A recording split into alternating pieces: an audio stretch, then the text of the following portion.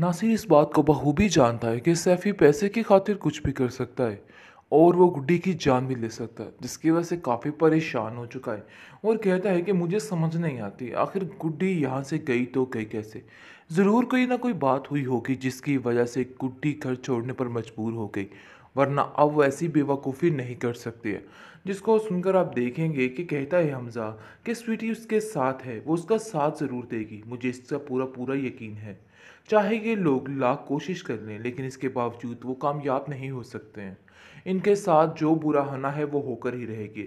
शाजिया एक बात पर अटक चुकी है और कहती है कि सैफ़ी बाबा आपको हमारे घर आके रहना होगा ताकि हमारे घर के सारे मामला ठीक हो सके, क्योंकि मुझे पता है कि आपके अलावा घर के मामलात कोई और ठीक नहीं कर सकता है। बहुत ज़्यादा परेशान हो चुकी है और कहती है कि मुझे तो समझ ही नहीं आ रही कि मैं क्या करूं। सैफ़ी कहता है कि बस तुम अपनी रकम को तैयार रखो और मैं आकर तुम्हारा सारा काम कर दूंगा। तुम्हें बिलावजह परेशान होने की कोई ज़रूरत नहीं है, देख लेना बहुत जल्द आपके हाथ में होगी आपकी गुड्डी।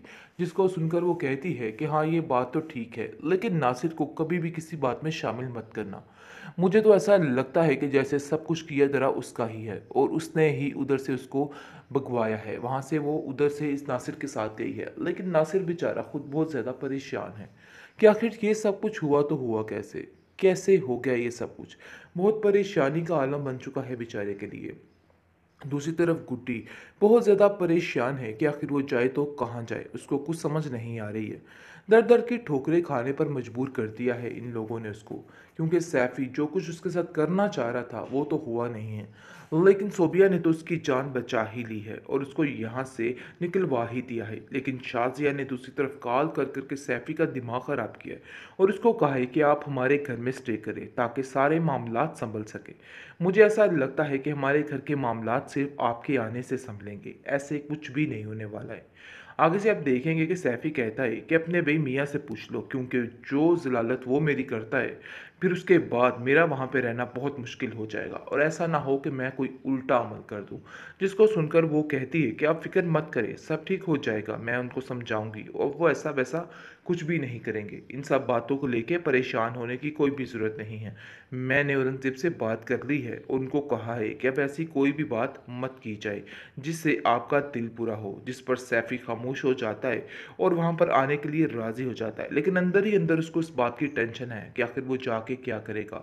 गुड्डी का पता तो मिल नहीं रहा और अगली स्कीम उसको अब क्या तैयार करनी है। बातों को मानना पड़ेगा वरना मसला काफ़ी ख़राब हो जाएगा। इसलिए बेहतर यही है कि अभी मैं जैसा कर रही हूँ मुझे वैसा ही करने दीजिए, वरना कल कला मसला काफ़ी बढ़ जाएगा। हालत ख़राब तो इन लोगों की होने वाली है और इन लोगों को तो अंदाज़ा ही नहीं कि आखिर क्या होगा और क्या नहीं होगा। ये तो बड़े ठाठ बाट से अभी भी चल रहे हैं और वो ऐसा महसूस करवा रहे हैं कि जैसे कुछ हुआ ही नहीं।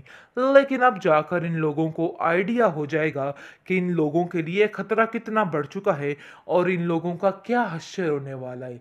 बहुत जल्द हर चीज़ मंजर आम पर आ जाएगी और हर चीज़ ख़त्म हो जाएगी, क्योंकि अब गुड्डी जो है वो अपनी मंजिल मकसूद तक पहुंच जाएगी और सब कुछ उसके हाथ में भी आ जाएगा।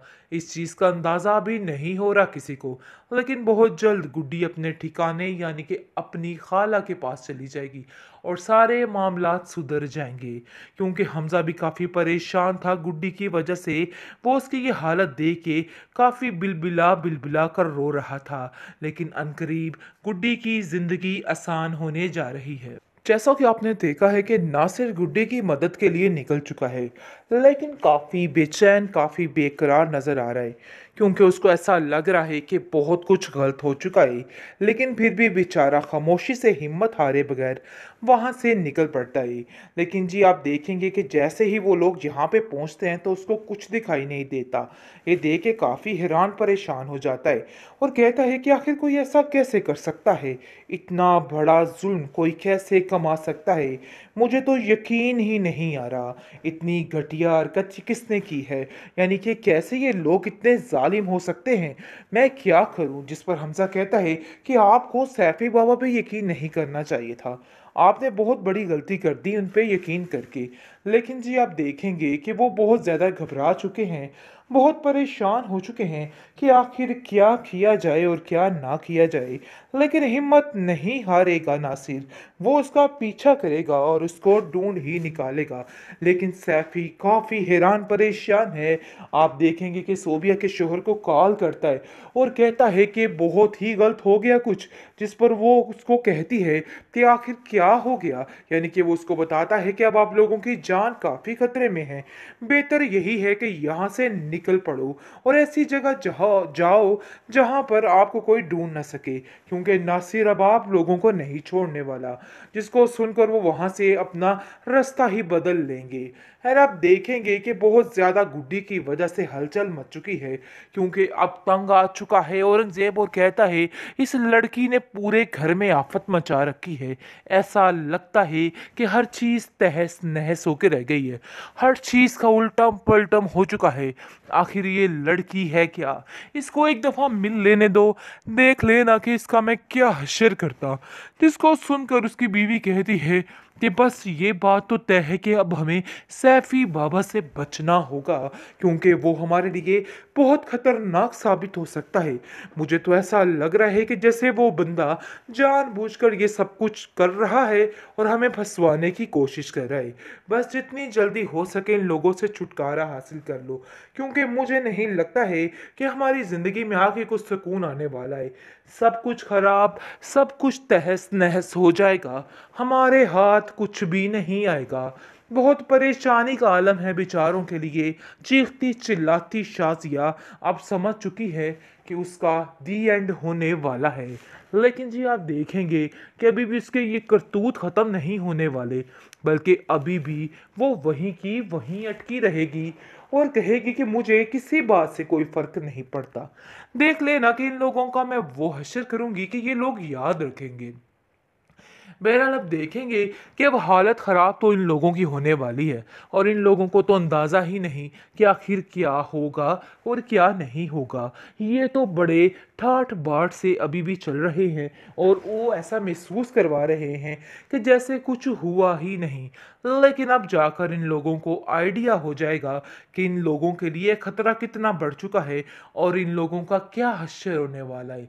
बहुत जल्द हर चीज़ मंजर आम पर आ जाएगी और हर चीज़ ख़त्म हो जाएगी, क्योंकि अब गुड्डी जो है वो अपनी मंजिल मकसूद तक पहुंच जाएगी और सब कुछ उसके हाथ में भी आ जाएगा।